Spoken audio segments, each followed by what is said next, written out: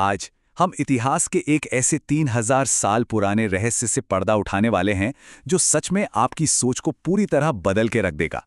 जरा सोचिए, जब दुनिया के ज्यादातर हिस्से बस सभ्यता की शुरुआत ही कर रहे थे, तब हमारे यहाँ एक ऐसी मेडिकल टेक्निक मौजूद थी जो आज की मॉडर्न साइंस को भी हैरान कर दे। चलिए उस प्राचीन दुनिया में चलते हैं जहां सर्जरी कोई आधुनिक चमत्कार नहीं, बल्कि एक एकदम सटीक और उन्नत विज्ञान था। जरा इस बात को महसूस कीजिए। मैं मगध की सेना का एक सैनिक हूं।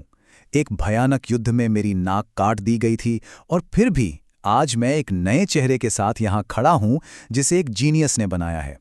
दोस्तों, ये किसी कहानी या फिल्म का डायलॉग नहीं है, ये एक सच्ची घटना है, उस दर्द की और उस नई जिंदगी की जो उस सैनिक को मिली थी। आइए इस मेडिकल मिरेकल के बारे में और गहराई से जानते हैं। तो चलिए शुरू करते हैं। पहला हिस्सा, एक सैनिक का नया चेहरा और एक प्राचीन चिकित्सा चमत्कार। दूसरा भाग, प्राचीन चिकित्सा की जड़ें, चिकित्सा की एक लंबी परंपरा। अब इस टाइमलाइन को देखिए, ये वाकई दिमाग घुमा देने वाला है। करीब 9000 साल पहले, जी हां, 9000 साल पहले मेहरगढ़ में दांतों में ड्रिल करने की कला मौजूद थी। यानी ये ज्ञान रातों रात नहीं आया। फिर आते हैं 600 ईसा पूर्व में, जब महर्षि सुश्रुत काशी में अपनी एडवांस्ड सर्जिकल टेक्निकों का इस्तेमाल कर रहे थे। और मजे की बात तो यह है कि 18वीं सदी में आकर कहीं अंग्रेजों को इन तकनीकों के बारे में पता चला। इसका सीधा सा मतलब है कि भारत में मेडिकल साइंस एक लगातार विकसित होने वाली परंपरा रही है। और इस परंपरा का सबसे बड़ा सबूत है सुश्रुत संहिता। यह प्राचीन सर्जरी की एक ऐसी नींव है जिसे महर्षि सुश्रुत ने खुद लिखा था। ये कोई आम किताब नहीं है, आप इसे सर्जरी का एक पूरा विश्वकोश यानी एनसाइक्लोपीडिया कह सकते हैं।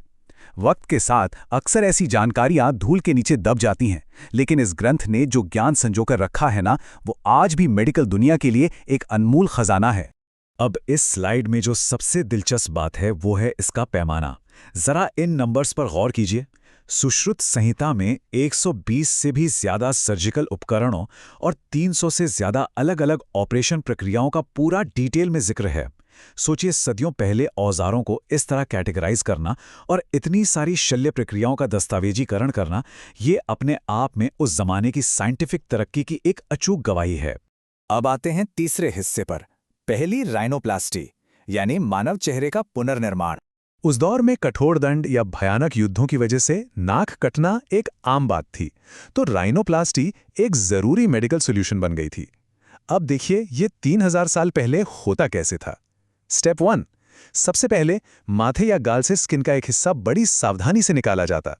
स्टेप 2, फिर उस स्किन को कटी हुई नाक की जगह पर एकदम सटीकता के साथ सिला जाता। और स्टेप 3, जल्दी रिकवरी के लिए खास औषधीय जड़ी बूटियों का लेप लगाया जाता। ये प्रक्रिया आधुनिक प्लास्टिक सर्जरी के बेसिक प्रिंसिपल से बिल्कुल मेल खाती है ना कमाल? आगे बढ़ते हैं चौथे हिस्से की तरफ, सटीक उपकरण और चींटियों के जबड़े, प्राचीन सर्जिकल महारत। और ये स्लाइड शानदार तरीके से दर्शाती है कि उनकी सटीकता का लेवल क्या था। सुश्रुत की सफलता महज मेडिकल नॉलेज तक सीमित नहीं थी, इसमें इंजीनियरिंग वाली बारीकी थी। आपने सिंधु घाटी सभ्यता के बारे में सुना होगा, जहां उनकी ईंटों का अनुपात एकदम परफेक्ट 4:2:1 होता था, राइट? बिल्कुल उसी लेवल की मैथमेटिकल एक्यूरेसी सुश्रुत के हर एक सर्जिकल टांके में होती थी, एकदम बेदाग और नापातुला। अगर हम उनके औजारों की बात करें तो वे सच में अकल्पनीय थे। उनके पास ऐसे मेटल के उपकरण थे जो इतने तेज थे कि एक सिंगल बाल को भी बीच से फाड़ सकते थे। लेकिन रुकिए, सबसे अद्भुत चीज तो ये थी कि वे नेचुरल सर्जिकल टांके के रूप में चींटियों के जबड़े का इस्तेमाल करते थे। जी हाँ, चींटी से घाव के दोनों सिरों को पकड़वाया जाता और फिर उसका शरीर अलग कर दिया जाता था, जिससे उसका जबड़ा किसी नेचुरल क्लिप की तरह काम करता था। और यही वजह है कि इसे दुनिया की पहली सफल प्लास्टिक सर्जरी माना जाता है। चलिए अब 5वें हिस्से पर आते हैं, वैश्विक सर्जिकल विरासत, अतीत और वर्तमान को जोड़ना। अब सवाल ये है कि ये ज्ञान पूरी दुनिया तक कैसे पहुंचा। 18वीं शताब्दी में जब ब्रिटिश उपनिवेशवादी भारत आए और उन्होंने इन सर्जिकल तकनीकों को अपनी आंखों से देखा, तो वे पूरी तरह से सन्न रह गए। ये बिल्कुल वैसा ही था जैसे पुर्तगाली नाविक कोणार्क मंदिर के शक्तिशाली चुंबकों को देखकर डर गए थे। असल में होता क्या है, जब कोई अत्यंत उन्नत तकनीक किसी अनजान समूह के सामने आती है तो वो अक्सर किसी जादू जैसी ही लगती है। तो सबसे अहम बात यह है कि इस पूरी चर्चा से हमें क्या समझ आता है, यही कि सुश्रुत की उन्हीं प्राचीन तकनीकों ने आज की मॉडर्न प्लास्टिक सर्जरी का वो बेसिक ब्लूप्रिंट तैयार किया जिसका आज पूरी दुनिया के बड़े हॉस्पिटल्स में इस्तेमाल हो रहा है। आज के चिकित्सा चमत्कार कहीं ना कहीं काशी के उन्हीं पुराने और साहसिक वैज्ञानिक प्रयोगों से गहराई से जुड़े हैं। और अब मैं आपको इस आखिरी और थोड़े विचारोत्तेजक सवाल के साथ छोड़ता हूं।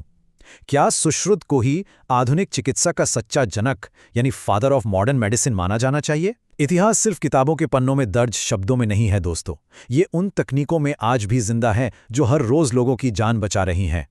इस पर जरूर विचार कीजिएगा।